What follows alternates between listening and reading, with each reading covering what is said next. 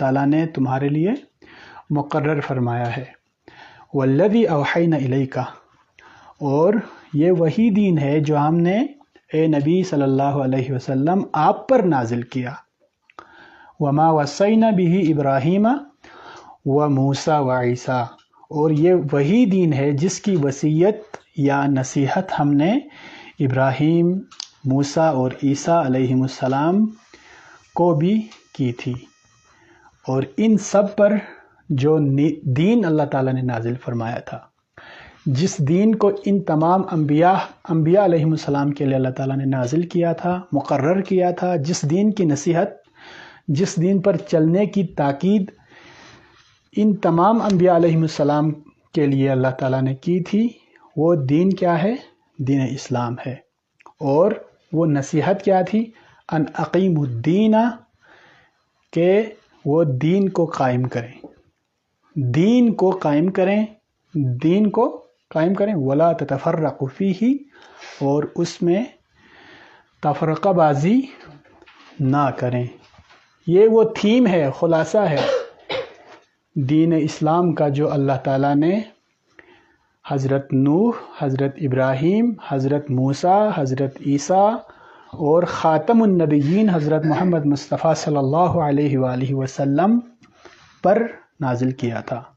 ان تمام انبیاء پر اللہ تعالیٰ کی وحی کا خلاصہ کیا ہے کہ دین کو قائم کریں اور دین میں تفرقہ نہ پھیلائیں۔ ہر کوئی 1.5 انچ کی مسجد اپنے لیے نہ بنائیں، بلکہ دین کی اجتماعیت کا جو تصور ہے اس کو واضح کر کے سب ایک ہی دین کے ساتھ وابستہ رہیں۔ اس دین کا نام ہے اسلام۔ تو ان اقیم الدین، دین کیا ہے؟ دین کیا ہے؟ دین وہ ہے جو قرآن اور سنت میں بطور دین اللہ تعالیٰ نے نازل فرمایا ہے، ٹھیک ہے؟ دین کیا ہے؟ منزل من اللہ کا نام ہے۔ دین منزل من اللہ، منزل کا مطلب ہے وہ چیز جس کو نازل کیا گیا یا جو نازل ہو گئی، وہ چیز جو نازل ہو گئی، اتر گئی، نازل ہو گئی، من اللہ، اللہ کی طرف سے۔ تو دین کیا ہے؟ دین وہ ہے جو اللہ کی طرف سے نازل ہوا ہے، اس کو منزل من اللہ کو، جو احکامات اللہ کی طرف سے نازل ہوئے ہیں اس کو دین کہتے ہیں۔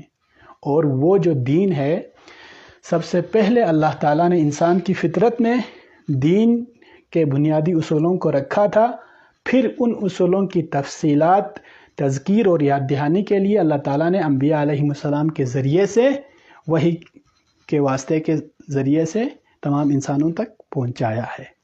تو وہ جو دین اللہ تعالیٰ نے انبیاء علیہ السلام کو پہنچایا، ان میں سے سب سے پہلے آدم علیہ السلام ہیں، پھر آدم علیہ السلام کے بعد دیگر انبیاء یا کے بعد دیگر جتنے بھی انبیاء علیہ السلام آئے، جن کی مشہور تعداد 1,24,000 ہے، مشہور تعداد 1,24,000 مشہور ہے، لیکن یہ تعداد کسی صحیح حدیث سے یا قرآن مجید میں موجود نہیں ہے کہ ایگزیکٹ 1,24,000 ہی انبیاء نہیں آئے، اتنی کثرت سے آئے ہوں گے، لیکن صحیح تعداد کتنی ہے وہ معلوم نہیں ہے۔ خیر، ان تمام انبیاء علیہ السلام پر اللہ تعالیٰ کی طرف سے جو دین نازل ہوا تھا، اس دین کا خلاصہ اللہ تعالیٰ نے یہاں بیان فرما دیا ہے۔ کہنے کا مطلب یہ ہے کہ دین اللہ کی طرف سے نازل شدہ احکامات کا نام ہے، تو یہ ہر زمانے میں تمام انبیاء علیہ السلام میں دین کی اکائیاں اور بنیادیں ایک ہی تھیں۔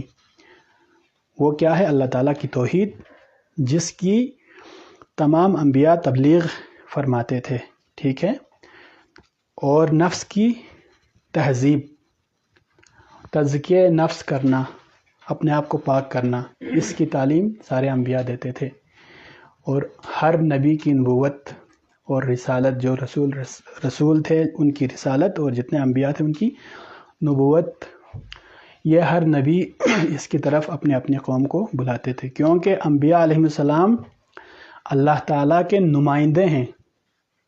انبیاء کے بغیر عام انسانوں کا اللہ تعالیٰ سے واسطہ ممکن نہیں ہے، اس لیے اللہ تعالیٰ نمائندہ کے طور پر کچھ مزکیٰ اور پاکیزہ شخصیات کو چنتے ہیں اپنی وحی لوگوں تک پہنچانے کے لیے۔ اس لیے انبیاء علیہم السلام کا جو سلسلہ نبوت وغیرہ یہ مشترک چیزیں ہیں ان تمام کی تعلیمات میں۔ آخرت، قیامت، بعث بعد الموت، موت کے بعد دوبارہ اٹھ جانا، پھر وہاں پر حساب و کتاب ہونا، جنت دوزخ، یہی تعلیمات تھیں تمام انبیاء علیہم السلام کی جو بنیادی تعلیمات تھیں۔ تو ان تمام انبیاء پر وحی کے ذریعے سے یہ دین نازل ہوتا رہا، یہاں تک کہ حضرت محمد صلی اللہ علیہ وآلہ وسلم پر نبوت کا سلسلہ ختم ہوا، اور قرآن مجید دین کے طور پر اللہ تعالیٰ نے نازل فرمایا۔ اس کے اندر دین کی تمام بنیادی اصول موجود ہیں، اور اس کا اطلاق، عملی پہلو اور دین کا عملی ڈھانچہ حضور صلی اللہ علیہ وسلم کی سنت میں موجود ہیں۔ آپ صلی اللہ علیہ وسلم نے قرآن پر عمل کر کے صحابہ کو دکھایا، صحابہ کرام نے رسول اللہ کو دیکھ کر دین سیکھا، قرآن پر عمل کیا، رسول کی جو سنت ہے اس میں قرآن مجید کی تفصیلات، اس پر کیسے عمل کرنا ہے، آپ صلی اللہ علیہ وسلم نے عمل کر کے سب کو دکھایا، اور صحابہ کرام نے آپ کو دیکھ کر وہ عمل کیا۔ صحابہ کے جو کی اولاد تابعین ہیں انہوں نے صحابہ کو دیکھ کر وہ عمل کیا، اور نسلاً بعد نسل آپ صلی اللہ علیہ وآلہ وسلم کی جو سنت ہے، دین کا جو عملی ڈھانچہ ہے، جیسے نماز ہے، روزہ ہے، قربانی ہے، عیدین ہیں، ٹھیک ہے، حج وغیرہ، یہ سب چیزیں بنیادی طور پر دین میں یہی چیزیں ہیں نا، یا اور کچھ ہے؟ تو وہ جو دین کی آپ صلی اللہ علیہ وسلم نے جو دین جس پر قرآن پر عمل کر کے دکھایا تھا، جو دین کا عملی ڈھانچہ ہے، وہ نسلاً بعد نسل ہم تک پہنچا ہے۔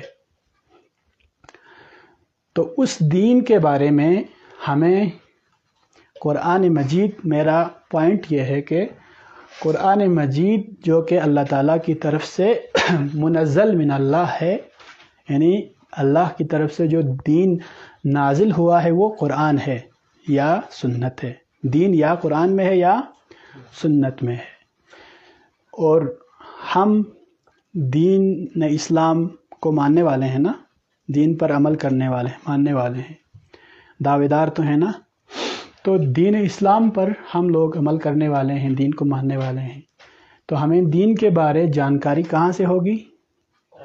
قرآن مجید سے۔ سب سے پہلا سورس دین کے بارے میں جاننے کے لیے کون سا ہے؟ قرآن مجید ہے، لہٰذا ہمیں قرآن مجید کو سمجھنے کی ضرورت ہے دین سمجھنے کے لیے، یہی نقطہ ہے۔